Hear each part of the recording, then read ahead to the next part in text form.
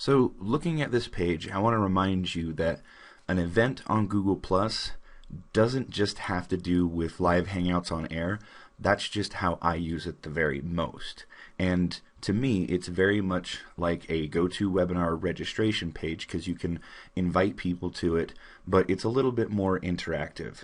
As you know, this was an old event, and what I did is I actually posted the YouTube streaming feed right here on the events page because honestly this is where people were coming to and saying yes, I want to join, so they're already used to the page, and I always start things out with a few comments and things like that, so it encourages people to ask questions, it encourages people to start a discussion before it even actually starts. Now in this Hangout I also added a PDF guide that people could follow along with as we discussed our different points, that they could engage more and ask more questions and drive the conversation deeper.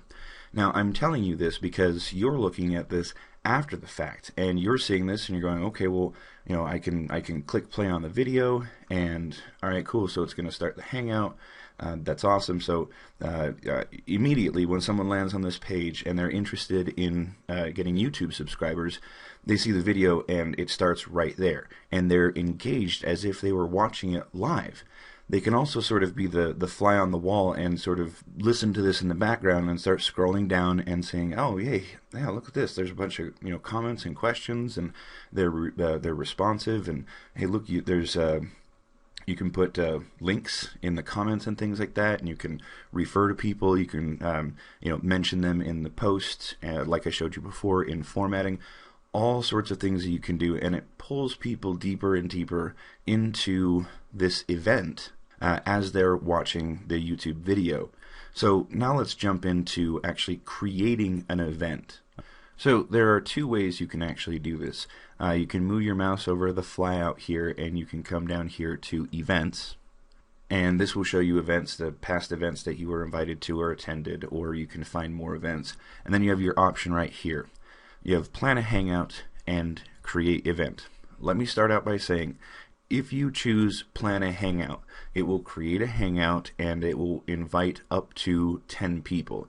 If you try to invite more than that, it will invite everybody, but it's only a private Hangout. It's not a live Hangout on air, and only 10 or 15 people can actually be in the Hangout at once.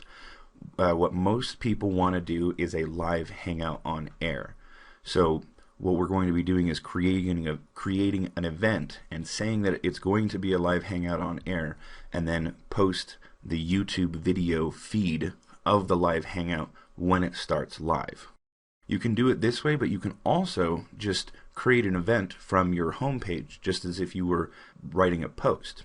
So you come over here, and instead of clicking this box, you can click on event. And what this does is it opens up the same exact menu as if I were to click on create event on the events page.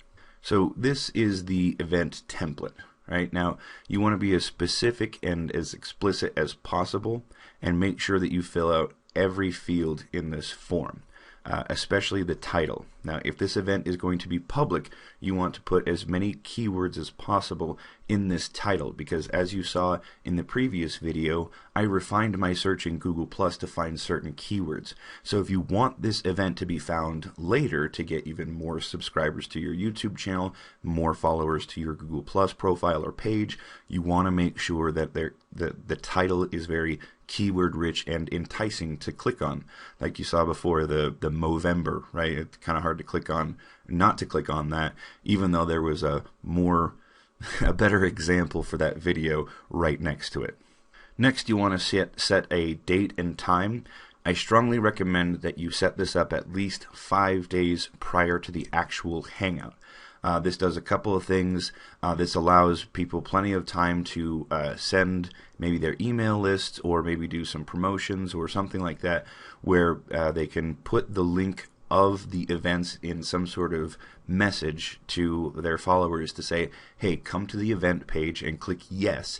Our focus will be to connect with the community manager that you will be doing an interview with, connecting with the community, letting them know, posting reminders in the community saying, hey, this interview with the guy that you all know and love is going to be in 5 days. Come on over to the event page and drop your comments in, ask your questions. We'll be looking at the page, we'll be interacting, and you have, again, that very interactive registration page. You want to set a time here. Now, here's the thing with the time, because a lot of people get confused because of how GoToWebinar basically works.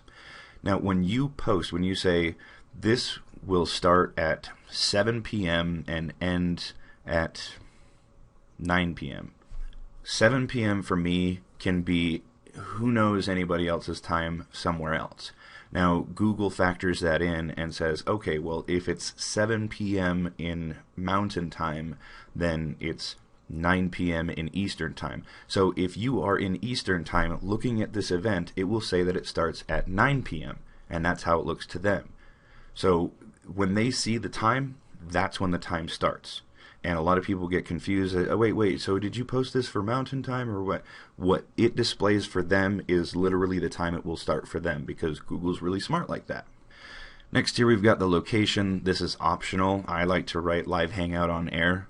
And then we've got details. Again, this is a really good point to write a description of what's happening. If you have like another link that you want people to go to, or you have something that like the PDF guide, like I had showed before, I wanted to drop that in there as well so that people could see it as they were watching the Hangout, see the link, and go, oh, okay, I need to do this. We'll get to the privacy settings in a second. I want to come back up here to Event Options and click this drop down, and I want to click on Advanced, right? Now, I like to do this, if you say make this an event on air, this basically means that it's totally public and anybody can see it, even though technically it's already a live hangout on air. This option says it's public for everybody and anybody to see. So if you want this to be a little bit more private, don't check this, because then it takes it, doesn't put it in every possible public place that Google can find.